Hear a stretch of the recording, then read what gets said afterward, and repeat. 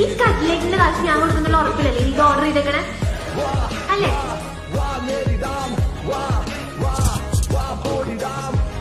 ശരിക്കും ഇഷ്ടമാണ് സാറിന്റെ ഈ കാശൊന്നും കണ്ടിട്ടൊന്നുമില്ല.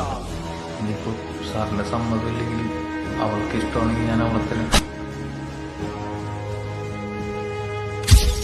എന്താ ചെയ്തത്? ഇപ്പൊ ഒന്നും ചെയ്തിട്ടില്ല. ഞാൻ അവരുടെ സെർവറിന്റെ പബ്ലിക് ഐപി നോട്ട് ചെയ്ത് വെച്ചിട്ടുണ്ട്. വലിയ സെക്യൂരിറ്റി ഉള്ളതൊന്നുമല്ല.